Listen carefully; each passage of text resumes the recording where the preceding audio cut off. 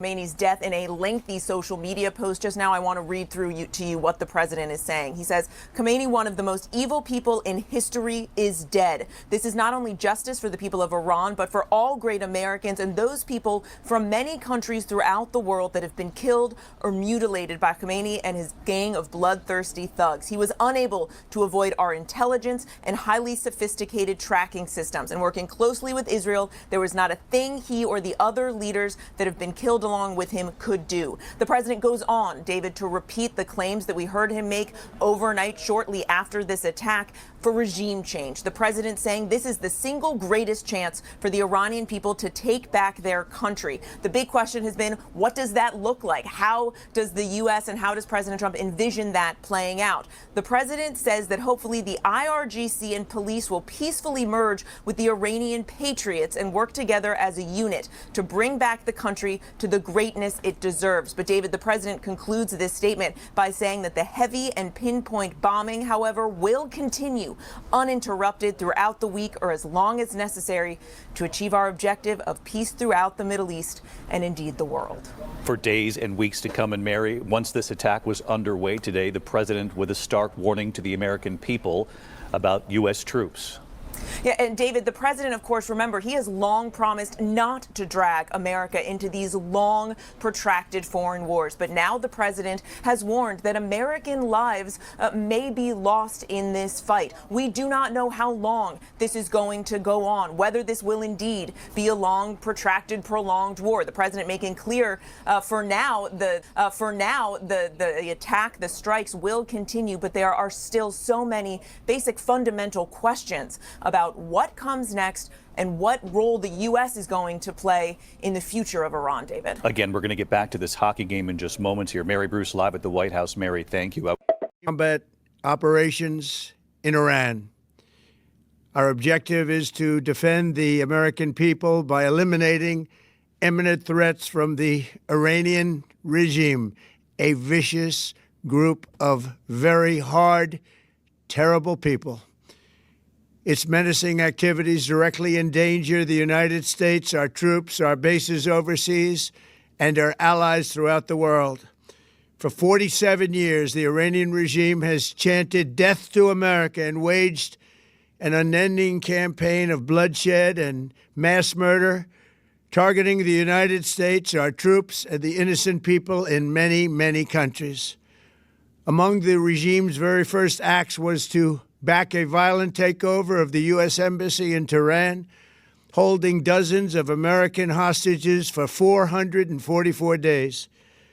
In 1983, Iran's proxies carried out the Marine barracks bombing in Beirut that killed 241 American military personnel. In 2000, they knew and were probably involved with the attack on the USS Cole. Many died. Iranian forces killed and maimed hundreds of American service members in Iraq. The regime's proxies have continued to launch countless attacks against American forces stationed in the Middle East in recent years, as well as U.S. naval and commercial vessels and international shipping lanes.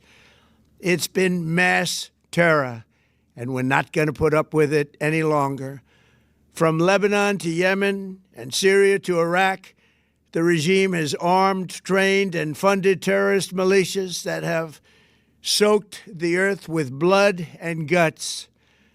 And it was Iran's proxy, Hamas, that launched the monstrous October 7th attacks on Israel, slaughtering more than 1,000 innocent people, including 46 Americans, while taking 12 of our citizens hostage. It was brutal. Something like the world has never seen before. Iran is the world's #1 state sponsor of terror and just recently killed tens of thousands of its own citizens on the street as they protested. It has always been the policy of the United States, in particular my administration, that this terrorist regime can never have a nuclear weapon. I'll say it again, they can never have a nuclear weapon. That is why in Operation Midnight Hammer last June, we obliterated the regime's nuclear program at Fordow, Natanz, and Isfahan.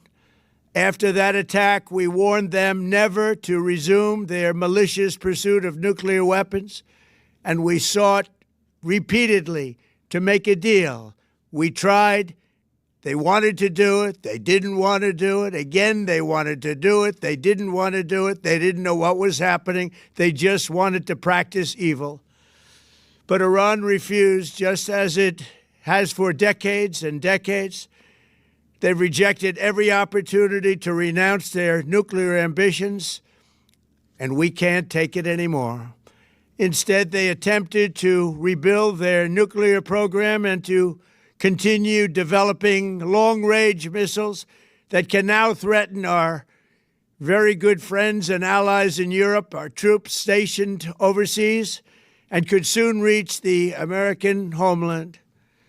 Just imagine how emboldened this regime would be if they ever had and actually were armed with nuclear weapons as a means to deliver their message. For these reasons, the United States military is undertaking a massive and ongoing operation to prevent this very wicked, radical dictatorship from threatening America and our core national security interests. We are going to destroy their missiles and raise their missile industry to the ground. It will be totally, again, obliterated. We're going to annihilate their Navy. We're going to ensure that the region's terrorist proxies can no longer destabilize the region or the world and attack our forces and no longer use their IEDs or roadside bombs, as they are sometimes called, to so gravely wound and kill thousands and thousands of people, including many Americans. And we will ensure that Iran does not obtain a nuclear weapon. It's a very simple message. They will never have a nuclear weapon. This regime will soon learn that no one should challenge the strength and might of the United States Armed Forces. I built and rebuilt our military in my first administration, and there is no military on earth even close to its power, strength, or sophistication.